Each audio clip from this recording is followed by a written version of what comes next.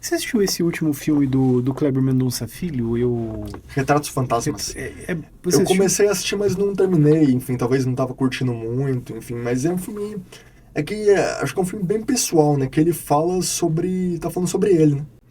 Mas é um documentário ou é um filme? Documentário. E Luiz, você tem um filme assim que você diria que é um filme que você considera muito complexo, muito difícil de entender? Tem algum filme que você pode falar pra gente? O próprio Limite, aliás, o filme do Godard, Pierrot Le Fou, O Demônio das 11 Horas, tipo, é um filme daqueles que você tem que ver mais uma vez pra entender, tipo, na primeira você vai pirar na batatinha, né, usar uma expressão famosa, né. Algum filme recente que você acredita que captura o espírito um desses movimentos? Existe um filme iraniano de um diretor chamado Jafar Panahi, o filme Sem Ursos, um filme chamado Sem Ursos. Esse diretor é muito interessante porque como ele é perseguido no país dele, ele foi preso, inclusive, uma perseguição, censura, uma coisa bem triste que passou por ele, mas ele filmou ele filma com um celular. Caraca. E é um filme feito pelo celular, o Sem Ursos, né? E ele tem essa estética até mais underground, né? Mas claro, por uma questão política, mas acho que bebe na fonte desses movimentos. E tinha uma pergunta, eu ia perguntar, acabei esquecendo. Você curte filme indiano? Preciso conhecer mais. Mas já assistiu alguns? Eu acho que o único filme indiano que eu vi, se não estou enganado, é aquele Quem Quer Ser um Milionário, que é indiano e britânico, né? Britânico, aquele do programa de auditório, né? Sei. E é bom, e é muito bom. É forte, tá? É forte, exato. Ô Luiz, e você assim, na sua curadoria, você já recebeu assim um feedback positivo e algum feedback talvez negativo que você gostaria de compartilhar com a gente? É interessante, né? Porque, agora falando de mim como pessoa, sempre que me elogiam muito, tipo, falam que eu sou muito inteligente e tal, tenho muito conhecimento, às vezes até me fico um pouco acanhado, né? Com receber tantos elogios, mas eu tenho evoluído bastante na curadoria, acho que conforme a gente vai mais aprendendo e vai fazendo mais, a gente vai, enfim, ganhando mais experiência, enfim. Ainda bem que a maioria dos feedbacks que eu recebi foram positivos. Tem os negativos, tipo, que eu deveria falar mais alto e tal. Às vezes eu não me expressei da forma correta, enfim. Às vezes tem esses feedbacks negativos, foram poucos. Mas a experiência, como eu já falei, tem sido muito valorosa e um aprendizado muito grande para mim. Você já considerou curar uma exposição focada em um movimento específico? Olha, muito boa essa ideia. Nossa, ser curador de exposição é uma parada que ainda não tinha me passado pela cabeça. Até agradeço a sua ideia, muito boa, vou relevar. Show. E nos chama pra ver depois. Claro, claro. Luiz, fala pra gente, você acha que o movimento Nova Hollywood influenciou o cinema que a gente tem hoje? Influenciou muito? E você consegue citar talvez algum filme assim do cinema atual, do cinema contemporâneo que lembra muito o cinema da Nova Hollywood? Acho que o Taxi Driver, né, que é um filme que saber citar ele é influenciado ele influenciou vários filmes, mas acho que não sabia citar. Me lembrei. O Taxi Driver influenciou o Coringa, né? Que tanto o Taxi Driver quanto o Coringa, eles falam como que o sistema enlouquece um cara. Isso que eu acho que é uma ideia bem relevante e bem maneira de se analisar. Nossa, agora é curioso, hein? Agora depois você conta a sua opinião pra gente. Sei que você vai assistir o filme do Coringa 2, né?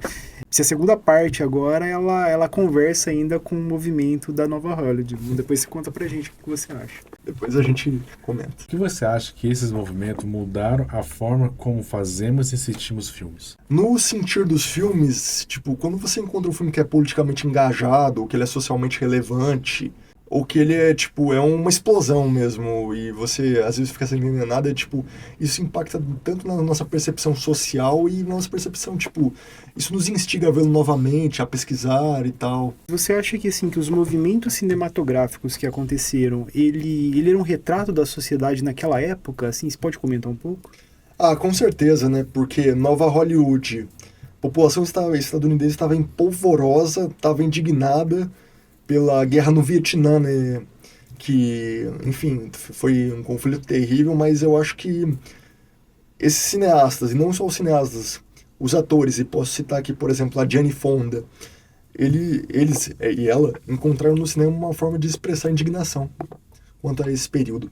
E o legal é que nesse período teve muito filme fazendo, principalmente de comédia, né? fazendo uma sátira do governo em relação ao Vietnã, que foi um movimento muito forte naquela época, né? Exatamente. É interessante, né? Usar a comédia como crítica. Como crítica, exatamente. Isso que eu acho interessante. Como você vê a evolução do cinema nos últimos 20 anos?